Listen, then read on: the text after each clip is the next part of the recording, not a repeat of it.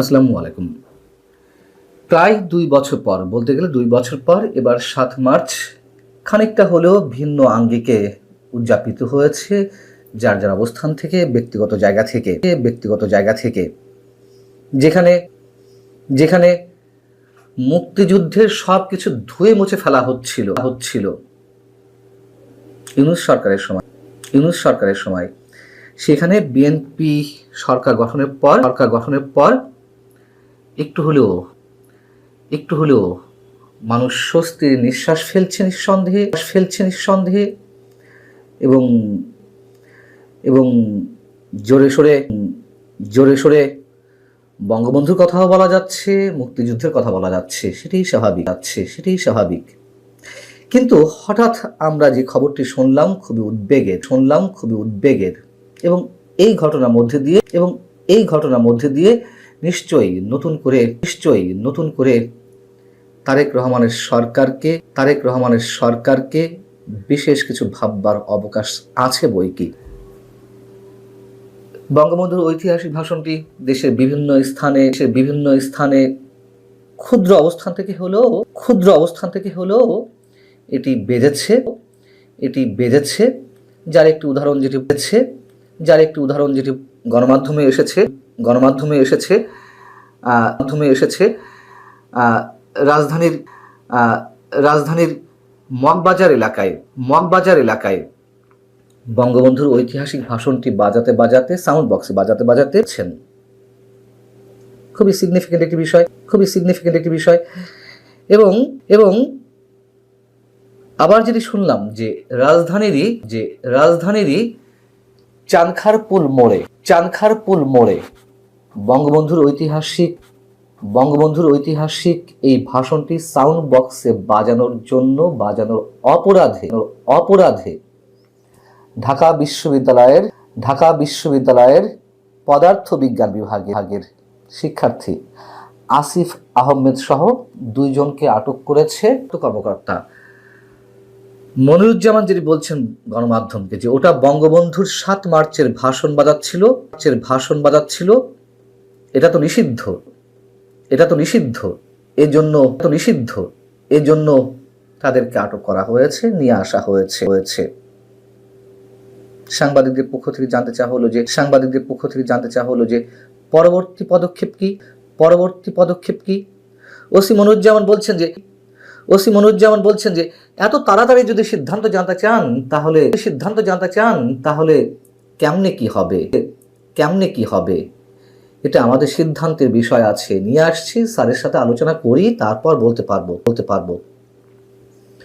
এই হচ্ছে একজন ওসির বক্তব্য। আমি নিশ্চিত এই ওসির কাগজে 2-1টা সার্টিফিকেট থাকতে পারে, কিন্তু তিনি শুধু অশিক্ষিতই নন, পুরোপুরি মুক্তিযুদ্ধ বিরোধী শক্তির প্রতিনিধিত্ব করছেন এমন অনেকে দেশের বিভিন্ন থানায় প্রশাসনের ঊর্ধ্বতন কর্তৃপক্ষের মধ্যেও এদের অবস্থান রয়েছে। এই যে ওসি মনিরুজ্জামান বললেন যে এটি তো নিষিদ্ধ ঘোষিত ভাষণ। কোথায় পেলেন তিনি এটি? কোত্থেকে এই বিষয়টি আবিষ্কার করলেন যে 7 মার্চের ভাষণ বাংলাদেশে এই মুহূর্তে নিষিদ্ধ অবস্থায় রয়েছে? তার এত উৎসাহ কিসের? এবং এই ওসি মনিরুজ্জামানের মতন ব্যক্তিরাই প্রশাসনের বিভিন্ন স্থানে ঘাপটি মেরে থেকে তারেক রহমানের সরকারকে বিতর্কিত করতে চাইছে। ইউনূস সরকারের প্রেতাত্মারা এখনো পর্যন্ত মুক্তিযুদ্ধের স্মৃতি, সব ধরনের স্মৃতি মুছে ফেলতে এখনো খুব যত্নে কাজ করে যাচ্ছেন, এটুকু নিঃসন্দেহে বলতে পারি। ইউনূস সরকার 2024-এর 16 অক্টোবর 7 মার্চ, 17 মার্চ এবং 15 আগস্ট সহ 8টি জাতীয় দিবস বাতিল করে। নিশ্চয় মনে আছে আপনাদের। এবং শিক্ষার্থীদের পাঠ্যপুস্তকেও 7 মার্চের ঐতিহাসিক ভাষণটি তুলে নিয়ে সেখানে সংযোজন করা হয় জুলাই আন্দোলন সম্পর্কে কোনো প্রবন্ধ বা লেখা। আর 7 মার্চকে কি ইচ্ছে করলেই ইতিহাস থেকে মুছে ফেলা সম্ভব?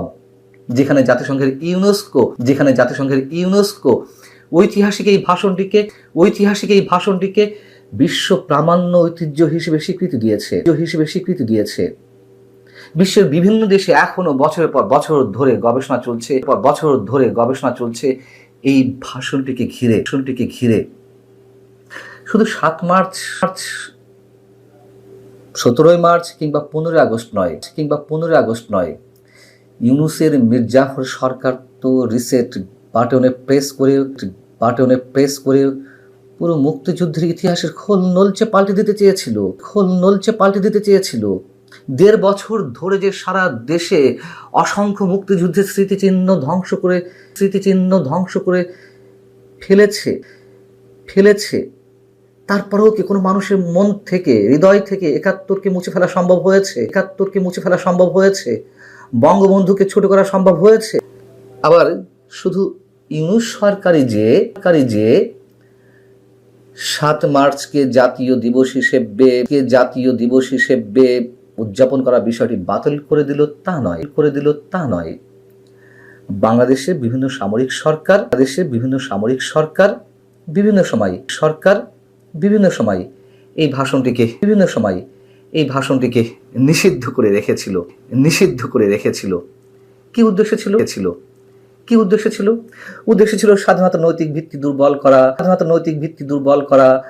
ভাষণটি মুক্তিযুদ্ধের যেহেতু বৈধতা প্রতিষ্ঠা করে, সেটিকে আড়াল করলে বিকল্প ইতিহাস দাঁড় করানো সহজ হয়। বঙ্গবন্ধুর ভূমিকা মুছে ফেলা সহজ হয়। নিজেদের রাজনৈতিক বৈধতা প্রতিষ্ঠার জন্য ইতিহাসের কেন্দ্রীয় চরিত্র থেকে বঙ্গবন্ধুকে সরিয়ে ফেলা সম্ভব হয়। তারা এটি মনে করত মুক্তিযুদ্ধ বিরোধী শক্তির পুনর্বাসন করা সম্ভব। এবং এই ভাষণে যে ধর্মনিরপেক্ষতা, গণতান্ত্রিক এবং জনগণ নির্ভর রাষ্ট্র চিন্তার ভিত্তি তৈরি হয়েছিল, সামরিক শাসনের কাছে এগুলো প্রচন্ড ভয়ের প্রতীক হিসেবে উপস্থিত হয়েছিল। ইউনূস সরকার তো নিশ্চিতভাবে স্বাধীনতা বিরোধী শক্তির উপর ভর করে টিকেছিল 1.5 বছর। বিএনপি নিশ্চয়ই স্বাধীনতা বিরোধী শক্তির উপরে ভর করে নেই এবং মুক্তিযুদ্ধের একজন সেক্টর কমান্ডার, জেড ফোর্সের অধিনায়ক বঙ্গবন্ধুর পক্ষে 27 মার্চ